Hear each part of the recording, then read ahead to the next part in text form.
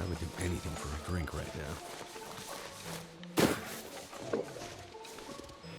You don't see too many survival crafting open world sandbox games that are actually worth any money at all, let alone the full indie market price of $30. But with The Long Dark, you get a 5-part story mode called Wintermute, Challenges, and a survival mode. The Long Dark is without any true tutorial, but the story mode acts as a long-ass tutorial to the game mechanics and to the larger story of the game. One that is told in notes that you actually have to read in the survival mode. More about the story is revealed by actual characters in the story mode as well, but as the story is not the real focus of the game, it takes a backseat very quickly. I'm going to explain the game's survival mechanics as well as the story beats at the same time, as the story mode really just gives you reasons for survival being a mechanic instead of just loading up survival and attempting to explain it anyway. First things first. The 5-part story mode is being released episodically and new episodes are not released periodically. Part 4 is coming in 2021 and I would assume that Part 5 is coming in 2023. That's a long time to wait, and boy have I been waiting for more episodes since I first bought it nearly 3 years ago. Good news, however, the story mode is better now. The Redux update to the first 2 episodes increased the production value and creates a lot more cool factor in your objectives throughout the story. The biggest changes to that are shown in episode 2. Also, the opening to the story mode episodes is really tight, but I don't know about the copyright of the song, so I won't play it. The first changes are immediate. I won't be talking about all of them, but this is a huge one and maybe the best. It's an opening prologue for the game. A safe environment for you to interact with things, make a fire, open and explore various objects and rooms. You can also learn how to sleep. You are William McKenzie, a bush pilot operating in the northern Canadian area. Dr. Astrid Greenwood, your ex-wife and also Naomi Hunter from Metal Gear Solid. I know. And I wouldn't be here if it weren't important. Comes and asks you to take her to a village in the mountains to do some doctor stuff with a big, mysterious metal case that she's really bitchy about. Oh no though, the weather is too bad for Will to fly, so he declines until she starts to leave. You buckle under her pressure though. You're shown storage space in this part where you have to load up all her items in the plane. On your way, you experience a certain geomagnetic event that causes all the electronics to fuck up and fizz out completely, crashing you into a mountainous area with Astrid being nowhere around. A blade pierces your hand, of course, and this teaches you about blood loss and first aid in general. Usually animals will cause blood loss, which can be cured with a bandage to the afflicted area. First aid is useful because you'll be getting electrical burns all the way to 1 HP in the story. You're also freezing and hungry, but the game forces a focus on the freezing aspect. You're told to start a fire, which isn't explained how to do it, so either hold down space and find the fire tab or press forward to place a silhouette of the fire. Create a fire in this cave to shield you from the wind and to sleep again. When you wake up and find the crash on the hill in Astrid's metal box, then the real game happens. Walking very slowly. You have to make it to Milton, a town in the survival mode which generally has plenty of food and clothing. The Milton House, which I used for survival plenty of times, is your main location here. The long trek teaches you about avoiding wildlife while completely getting some wildlife you want, like rabbits. Pretty tough on the soul to have to snap one's neck, but I just look away from the screen and go and cover my own rabbit's eyes. When you get to Milton, you might be starving, dehydrated, or both and freezing. It's a good way to show that you can survive tough situations if you know exactly where you're going. You'll probably have a map by now which isn't exactly in the survival mode. You have to draw your own with charcoal there. The story mode map always shows everything. It makes the experience much less frustrating, and genuinely, I forgot the map isn't always visible after I went back to survival. Here is the first resident of Great Bear Island, the Grey Mother, and she shows the general attitude of the place, near insanity caused by the Aurora and from the economic collapse of the Americas. I'll explain those when there's a lull in the story. She wants food and firewood. You'll see that request again. So go to the gas station and meet another borderline lunatic, Methuselah, in the beginning of the religious vibes that permeate the story. Methuselah in the Bible is the longest living of all the biblical patriarchs, and this Methuselah is clear about his religious ideal, that the lights in the sky are retribution for the sins of us all. I'm here to witness the passing of an age. Will doesn't take this very seriously, so he just leaves with all the food and firewood he can find. Also, I drank his coffee. The next bits are just walking. To a collapsed tunnel, then back to the house where she sends you to a farm surrounded by wolves and with a prisoner sitting inside. This is Hobbs. He talks about hurting Astrid and you can decide to kill him or not. Hi, Herbert. I didn't, and I think that sparing Hobbs makes an event in episode 2 matter much more. Do not be eager to deal out death and punishment. Methuselah would agree with that. You get a safety deposit box key and you get a box to give to the Grave Mother. This gives you a side quest. Side quests in the story mode are basically introductions to caches in the survival mode. Ones like these are just nice things to do for people, like go visit a grave. I didn't do it, but caches are just nice little supply drops. Sometimes good quality food and clothing, but sometimes they spawn researchable books which can help your survival skills. They're generally good to find, but sometimes they're so far out of the way of the story mode path that I can't imagine actually taking a 15-minute detour just for food to replenish my calories for the trip I took all the way there. Side quests sort of suck though, and story mode should be completed as fast as possible to avoid any bad scenarios, as food is abundant, but aside from hunting it can get limited as you are locked to one region in the first and third episode. Climbing rope is introduced here too. You can anchor yourself to a rock and descend to a lower area. They can be found already spawned throughout some areas as well. You meet Methuselah again down the road from where you drop off, and he says some interesting things if you choose to help or hurt Hobbs. I got the good boy version. You chose to take mercy. To save a life that probably didn't deserve to be saved. Next is a quick jaunt through some creepy caves. Caves have a higher heat level inside, so even without a fire, you can warm up as long as you have some nice clothing. And this is where episode 2 starts. You run out of the cave to see a trapper in a fight with a bear. You pick up the rifle and start to take a shot. Once you load the next episode, you're inside the cabin with the trapper, played by the David Hayter. Something strong enough to maybe numb this pain. I love the little Metal Gear Solid reunion here with Jennifer Hale being in the game. I hope they're able to talk in the story mode at some point too. The trapper, Jeremiah, is secretive. He has military hardware and military intuition, but doesn't elaborate on his knowledge at all. Sort of reminds me of Snake when he tries to play it cool in front of civilians like in Peace Walker.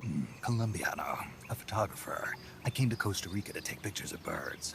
Or in front of Raiden like in Sons of Liberty. You all right? Give me a few minutes. Must have lost a few more pints than I thought. I hate to rattle on, but Jeremiah is such a charming character and I wanted to hear everything he says, especially his near-insane rattling about the bear and mysticism. But he needs medical supplies and radio parts, and both are in Carter Hydro Dam. It's a good source of supplies in the survival mode, and I've died there in my playthrough plenty of times. You get those back to him and he goes on about the bear. The bear spear is a historical spear used by an old hunter to get rid of a demon bear that took his wife's soul.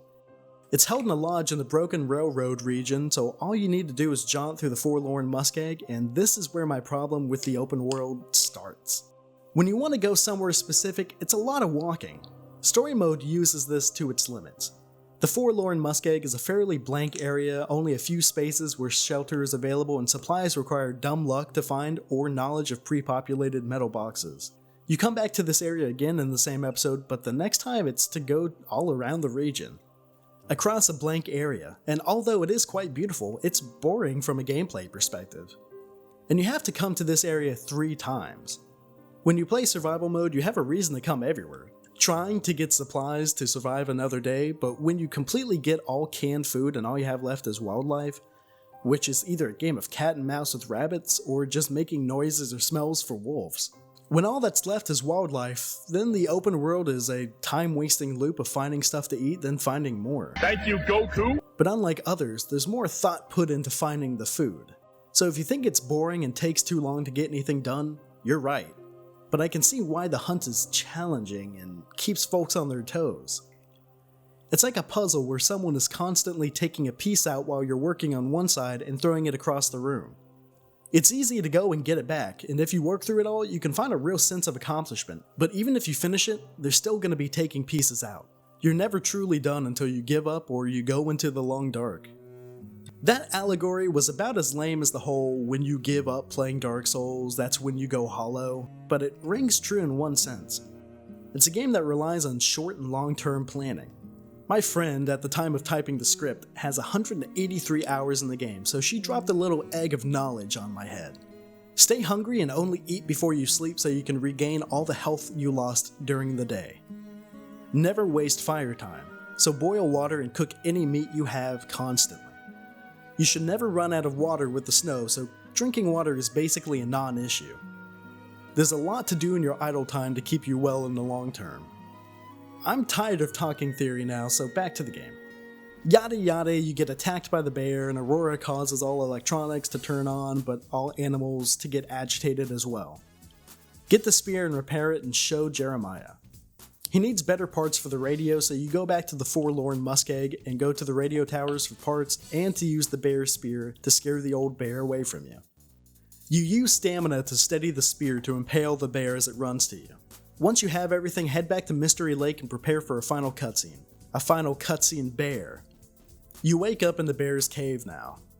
Sneak through some openings and grab the spear for a final attack. The moment that Will has with the old bear after is what I think gives him the best characterization.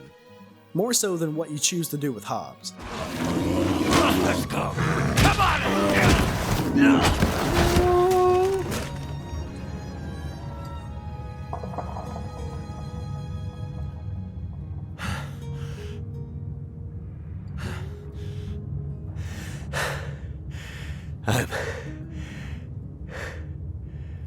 I'm sorry. Such a majestic creature. I didn't want to kill you. But this new world will make murderers of us all.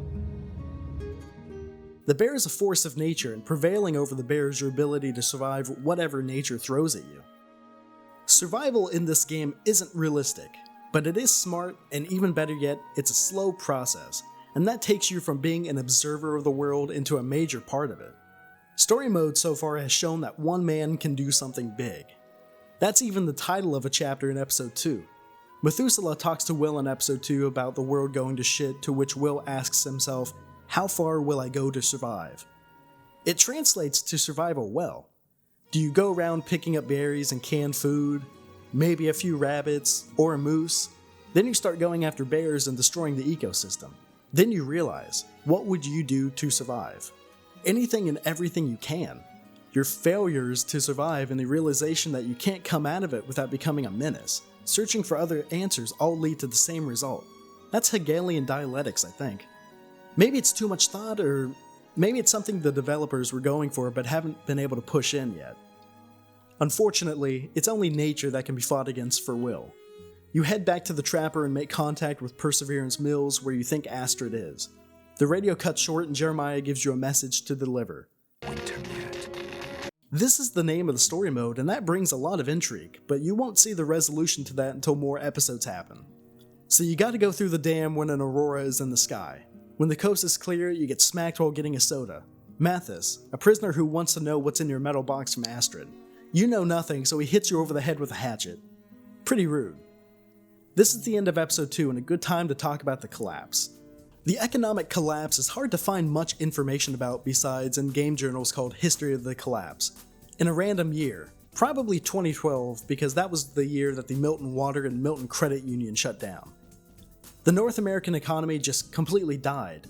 The dollar became mega inflated and other currencies like the yuan and cryptocurrency became powerhouses.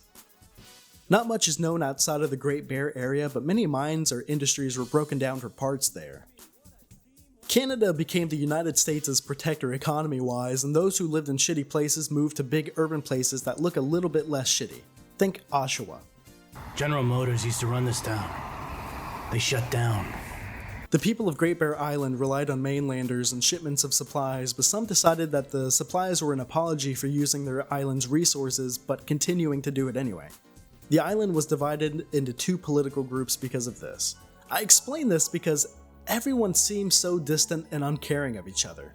Even the Grey Mother has nothing bad to call the prisoners besides bad people. So when the prisoners who are actually already lax on rules escape, they find a third party.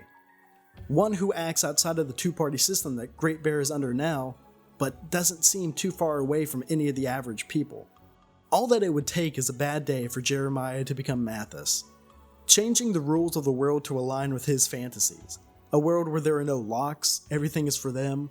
Sounds a lot like the mainlanders who take from Great Bear and only give back scraps. Then comes the first flare. People on forums seem to agree that the flare is a coronal mass ejection. Basically a magnetic ejection from the sun that can fry every electronic on Earth. This is backed up by the fact that all worldwide communication was shut down.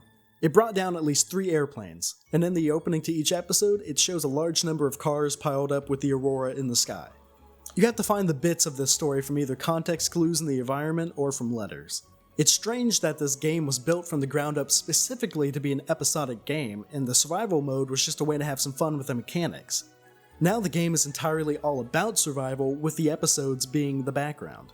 It's a shame, as the episodes have plenty of value just without the replay value that keeps some episodic or just plain games nice to go back to. Each episode happens the same way with just a single minor change, like with Hobbs in the first episode.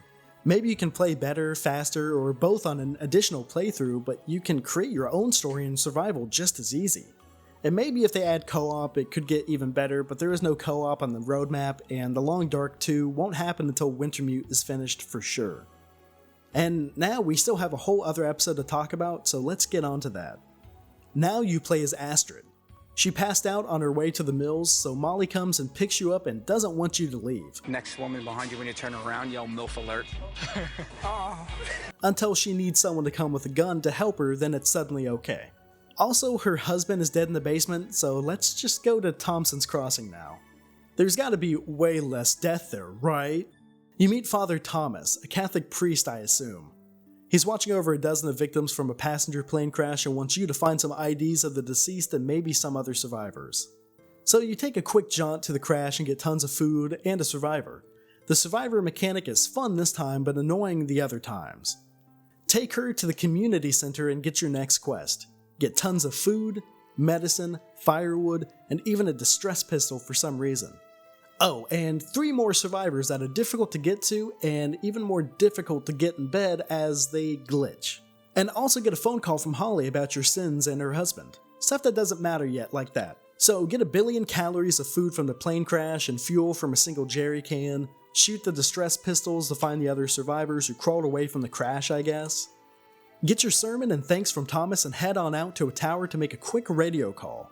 This call is actually listening to Will from episode 2 and his calls to the mills. Seeing that this episode is happening concurrently with episode 2 is a really neat bit that I really appreciated.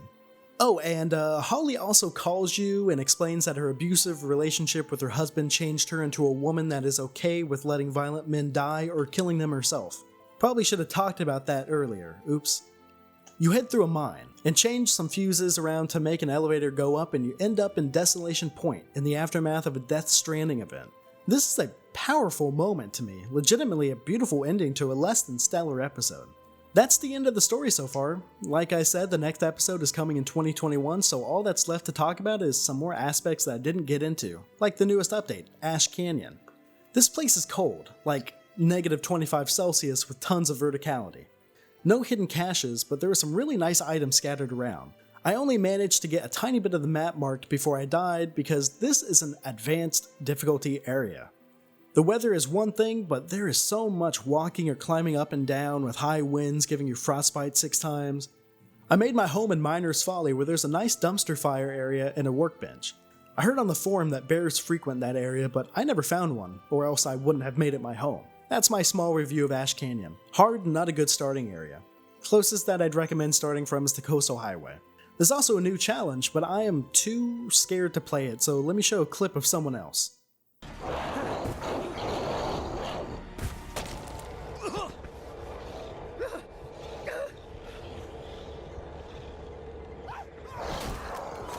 There are a few more things to say about the game.